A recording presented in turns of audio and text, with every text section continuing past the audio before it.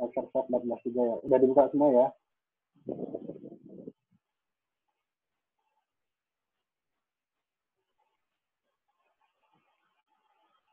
Oke, kalau udah kita lanjut aja.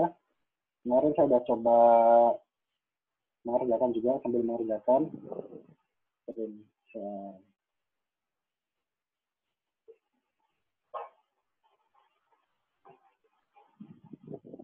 Ini exercise 14 juga. Apakah cukup jelas di layar?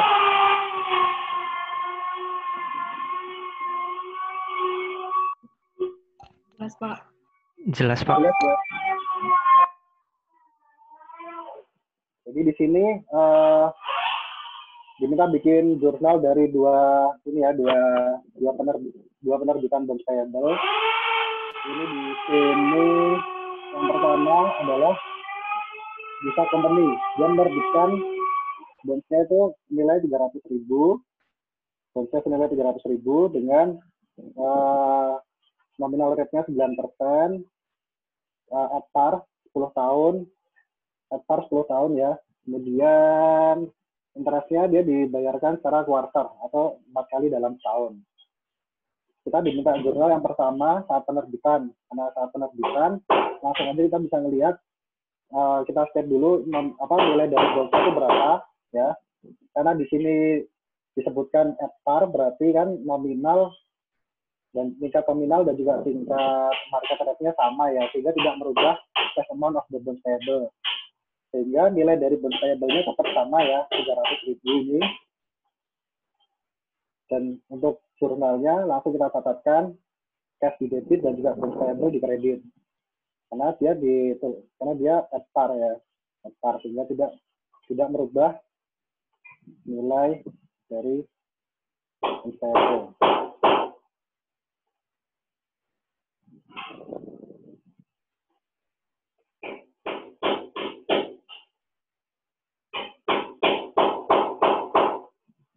Kemudian jurnal yang kedua, the payment of interest on July 1. Pada tanggal 1 Juli kan bayar interest. Interestnya langsung aja kita hitung ya. Hitungnya dengan langsung, karena kita diambilnya setiap 4 bulan sekali, jadi kita bisa langsung hitung 4/12 dikalikan jumlah dikalikan dengan rate-nya 9%, dikalikan dengan nilai dari bonds-nya.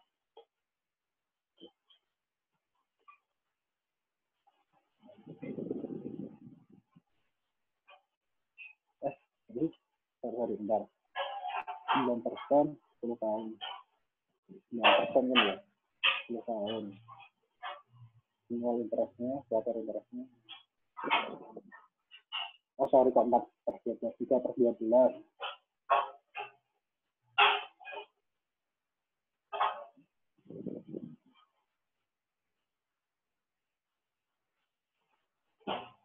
Maka kita dapat kalau pembayaran bunganya secara 4 bulanan adalah 6.750. Sehingga langsung kita catatkan jurnalnya interest expense-nya pada cash yaitu 6.750. Kemudian jurnal yang ketiga yaitu pada saat pencatatan beban bunga pada akhir tahun atau tanggal 31 Desember 31 Desember ya, 31 Desember. Nah, ini nggak beda jauh dengan pada saat pembayaran bunga, tetapi karena belum ada uang yang dibayarkan, sehingga cash di sisi kreditnya tinggal kita ganti dengan interest payable. Nanti apabila misalnya diminta pencatatannya pada tanggal 1 Januari, nanti kita tinggal catat balik lagi interest payable pada interest payable di debit dan juga cash di kredit 6.750. Artinya kita diminta pembayaran bunga, jurnal pembayaran bunga pada tanggal 1 Januari. Itu yang nomor 1 ya, cukup simpel. Bahkan sangat simpel kalau saya bilang. Kemudian yang B, yang nomor 2, dia pada tanggal 1 Januari 2015 menerbitkan bonnya senilai 200.000, kan? Bonnya senilai 200.000.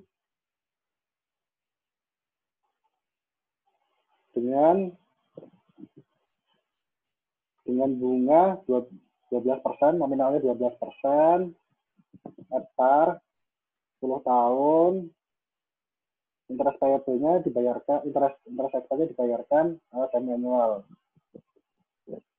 Kita bisa langsung melakukan penghitungan bunganya dulu ya, bunga selama tahunan. Ini kalau saya memudahkan, saya langsung hitung bunga tahunannya dulu. Saya hitung bunga tahunannya langsung dari 12% ini ya, sama dengan 12% dikalikan 200.000.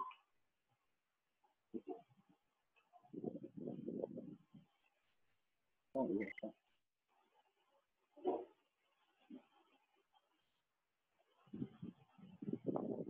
Langsung ketemu 24.000.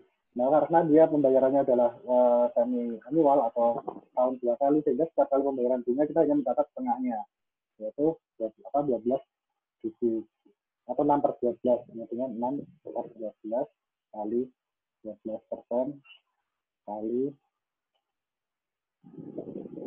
200. Nah, kemudian kita catatkan dulu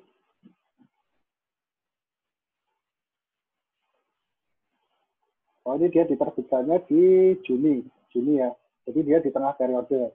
Kemudian kita hitung bunga yang harus dibayar dulu oleh si pembeli bonds payable dari 1 Januari sampai dengan bulan Juni, sampai dengan 1 Juni, yaitu 5 bulan. 5 bulan ini kita bisa langsung 5/12 dikalikan dengan 9% dikalikan 200.000.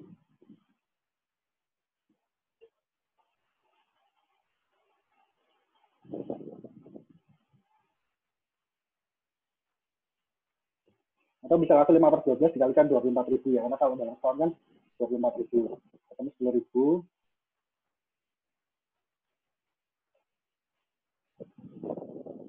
Nggak enak banget ya ngajar pakai gini.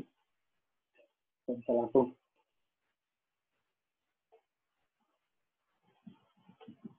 Nah, 10.000 kan, 10.000. Udah langsung kita catatkan jurnalnya pada saat penerbitan. Kita langsung catat boleh alternatif pertama.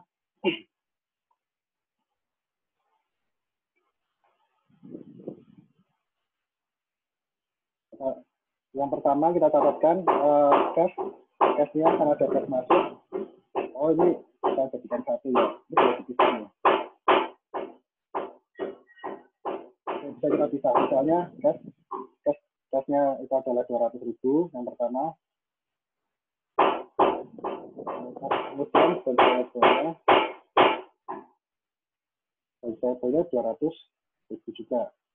Kemudian kita pisahkan cash-nya.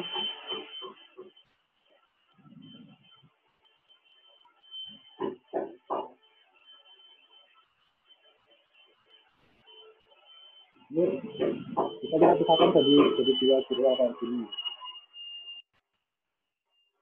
Atau langsung kita bisa masukkan jadi cash langsung 200.000, interest expense-nya 200.000, dan interest expense 10.000. Ini sama aja.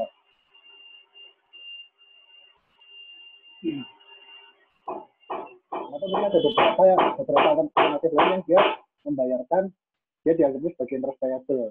Tapi ini nggak usah saya bahas. Kita ngikut yang standar aja ya. Kita ikut yang standar aja. Kita catatnya sebagai interest payable. Nah, kemudian yang kedua, pada saat pembayaran bunga pada tanggal 1 Juli. Langsung aja interest expense-nya di debit dan cash-nya di kredit. Karena tadinya udah terima 10.000, kita harus balikin full selama 6 bulan. Kita kan sudah menerima bunga selama 5 bulan, minus 10.000. Lalu kita balikan full 6/12 dikalikan 12% dikalikan 200.000. 12.000. Interest expense di debitnya 12.000, Tesnya di kredit 12.000.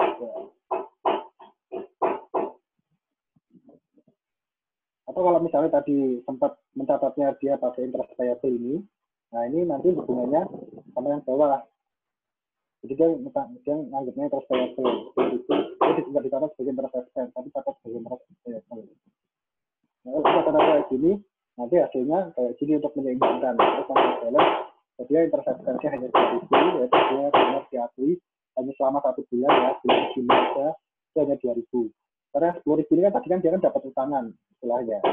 Jadi kita sebagai interest payable. Kemudian cash-nya dikredit.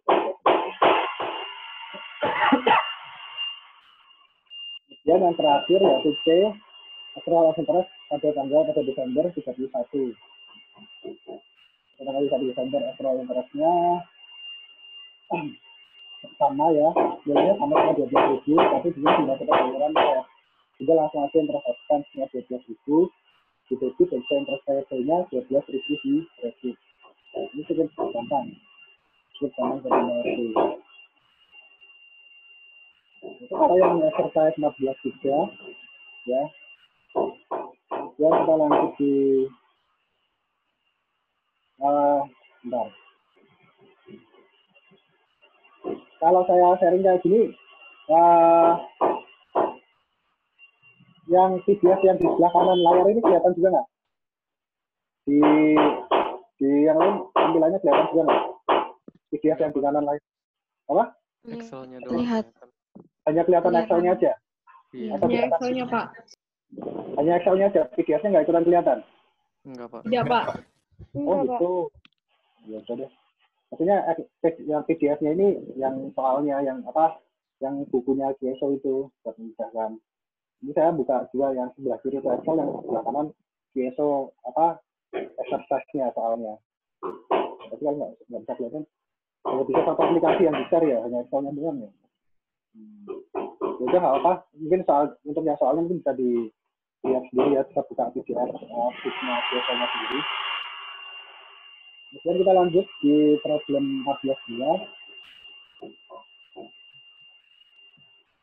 Problem 14.2.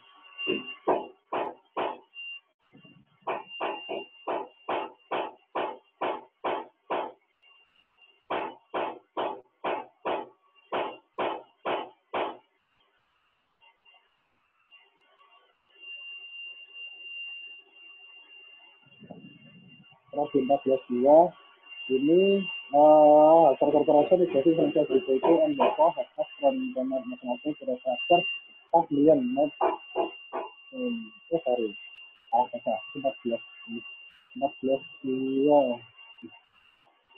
nah ini Venezuela is building a new hockey arena that cost of 2.1 million with reserve payment 500,000 per mobile business to fund the project and now need to borrow $2 million to fund the project. Berarti kan nilai pinjamannya adalah 2 juta dolar.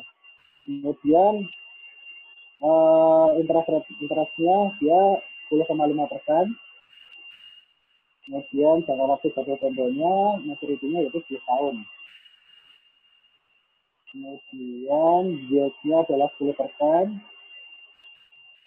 Dan payment-nya, interest payment-nya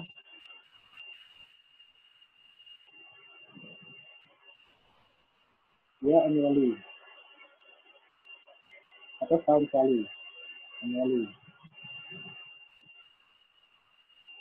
Kemudian kita diminta bikin jurnal. Yang pertama, prepare journal entry to record the issuance of the debt in January 1, 2014.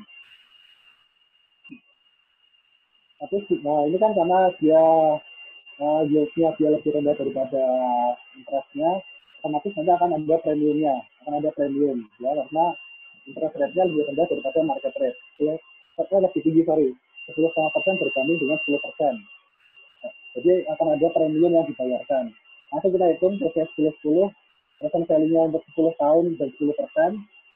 Ini saya udah langsung hitungin, pakai tabelnya 0,38554 ya. Hasilnya ketemu 771,80 dolar.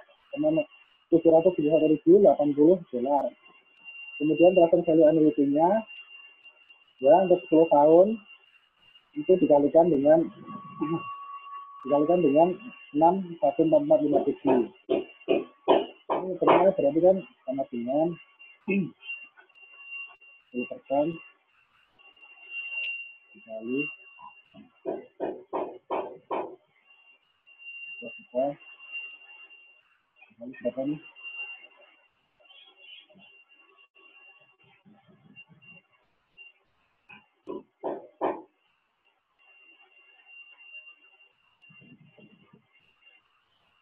Kali 10% dikali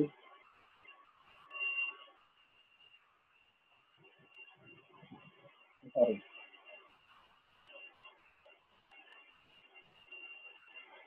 Nah, 1290 bisa 60 ya. Ketemu dari ini.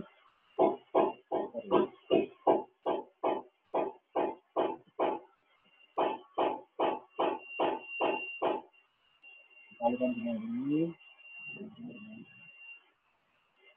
1290 360. Kemudian kita hitung nilai dari BC adalah 2.61.440. Ini 1.440. Juga ada premium senilai $61.000, $61.440. Kemudian masa kita buat jurnalnya yaitu tes pada BPP, tesnya di debit, dan tesnya di kredit, 2.61.440 ya, langsung. Yang A sudah selesai, kemudian yang B, prepare bond amortization schedule up to and including January 1, 2018. Ya, Januari. Cuma diminta bikin schedule sampai dengan 1 Januari 2018. Ini langsung kita hitung scoring value harga. Nilai awal dari biasa ada 2.61, test rate-nya itu dari interest, jadi ketemu dari sama dengan yang atas tadi ini 2 juta. Ini dikalikan dengan ini ya, beres 2.000. Interest saja ini ketemu langsung 10%, sama dengan dari yield ini 10%, dikalikan dengan kemudian selisihnya tinggal dikurangkan 6. Kemudian ini carrying value-nya tinggal ditambahin, tinggal dikurangi, tinggal dikurangi. Kemudian kurangi kan, tinggal dikurangi. Terus begini tinggal di copy paste kalau pakai Excel, rumusnya tinggal di copy paste ya, tinggal di copy paste sampai dengan 1 Januari 2018. Kemudian prepare benefit. Oh ya udah selesai. Hanya diminta menyiapkan schedule amortisasi sampai dengan Januari 2018.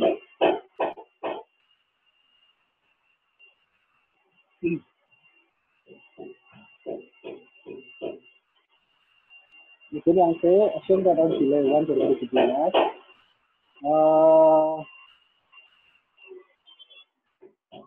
assume that on July 1, 2017, financial also retires half of the growth at the cost $1.65,000. Prepare the to record this retirement. Berarti kan kita diminta menghitung transaksi pelunasan yang terjadi pada tanggal 1 Juli 2017, di mana dari nilai dari bond payable-nya itu hanya dilunasi separuhnya atau setengahnya. Ini kita pindahkan yang ini ya, kita pindahkan dulu 1 Januari 2017 ini, dan kita pindahkan ke yang sini.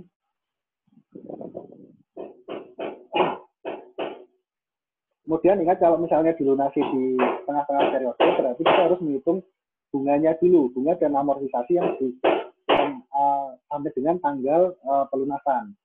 Jadi kita harus menghitung bunga dan amortisasi premium sampai dengan 1 Juli 2017.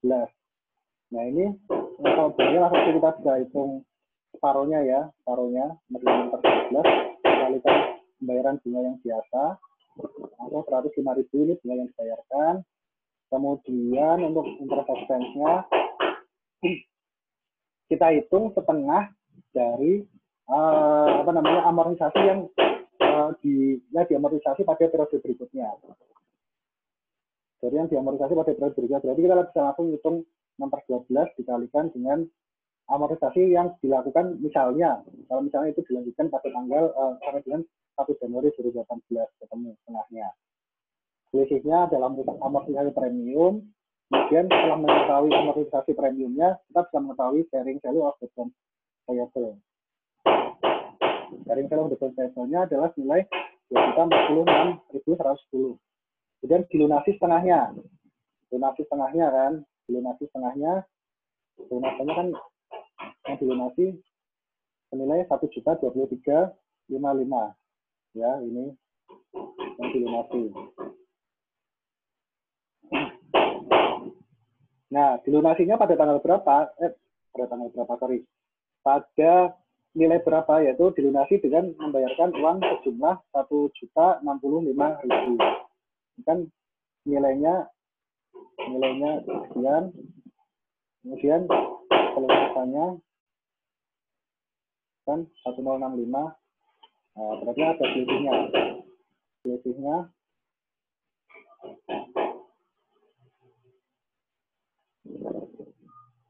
Selisihnya langsung aja tuh. Ada selisih 41.945, di mana itu disebabkan karena nilai cash yang dibayarkan melebihi dari nilai dari bond payable yang dilunasi. Yang dilunasi itu hanya 1.23, yang dibayarkan cashnya 1.065. Ya, sehingga langsung aja kita bikin jurnalnya, bond payable-nya di debit. Ini 1.23 lagi yang dilunasi, itu didapat dari separuh dari nilai pada tanggal 1 Juli. Ini dia pada tanggal 1 Juli. Jadi kita hitung nilainya pada tanggal 1 Juli dulu, bukan pada 1 Januari 2017. Tapi kita hitung nilainya di 1 Juli dulu. Kalau dilihat dari schedule amortisasi yang tadi kita buat kan nggak ada deh. Nah, kita bikinnya aja per 1 Januari. Lalu kita perlu hitung nilai pada tanggal 1 Juli 2017 atau pelunasan seperti itu. Nah, itu ketemu 1.23. Masalah retirement, kemudian cashnya 1.065, sehingga solusinya adalah kerugian pelunasan, loss on retirement, atau loss on extinguishment of bond payable, 41.945.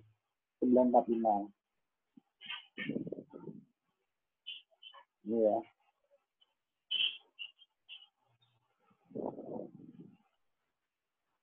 Kemudian interest expense-nya, nah, di sini juga jangan lupa perlu kita catat juga.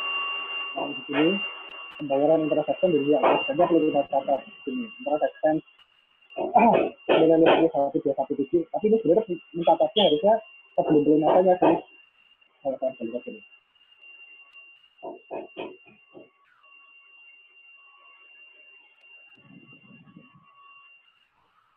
Nah, interest expense yang dibayarkan ya pada saat sebelum pelunasan ya. Jadi sebelum pelunasan dia bayar bunganya dulu. Dari Januari 2017 sampai dengan Juli 2017 dia bayar bunganya setengah tahun.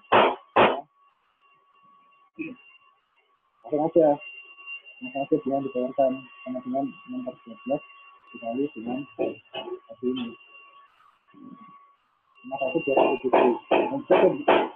Dan juga amortisasi dari saya beli tadi supaya yang tadinya dia 48 kan 48 dia bisa jadi 46 ya, itu mengurangi. Jadi ada yang dibayar 52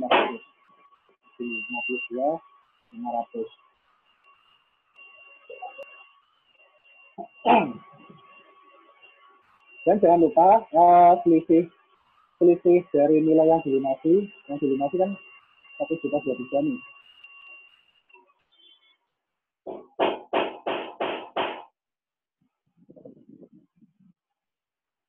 Nilai awal bond yang dilunasi, nilai awal amount.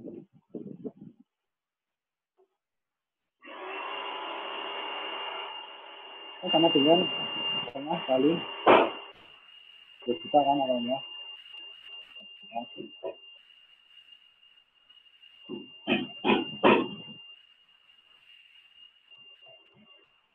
Ini nanti akan dicatat sebagai gain atau loss pada pelunasan. Jadi 0,55.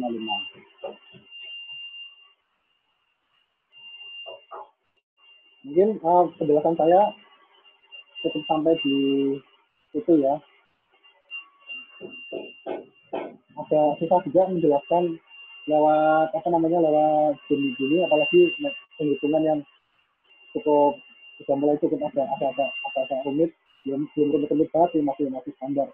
Tapi rumit ketika dijelaskan nggak secara langsung. Jadi harus dijelaskan melalui media seperti ini.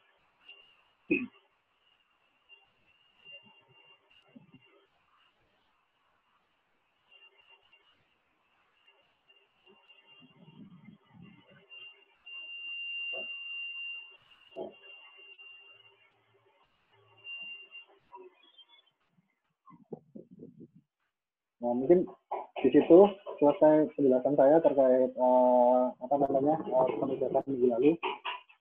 Apa sudah cukup bisa dipahami atau ada pertanyaan dulu? Silahkan. Ini sekitar 5 menit lagi sesi pertamanya akan selesai.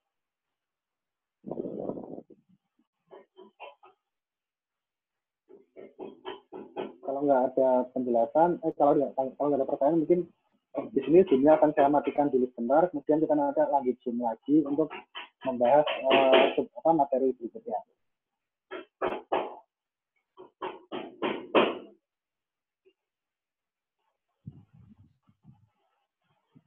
Gimana? Apakah sudah cukup jelas? Cukup jelas, Pak. Sudah Pak. Jelas, Pak. Jelas. Cukup jelas, Pak. Sudah, kalau gitu sementara saya matikan dulu, mungkin sekitar 5 menit lagi saya akan kita akan share link baru, nanti join lagi ya. Oke, terima kasih. Selamat siang. Assalamualaikum warahmatullahi wabarakatuh. Sampai ketemu 5 menit lagi. Siang, Pak. Waalaikumsalam warahmatullahi wabarakatuh.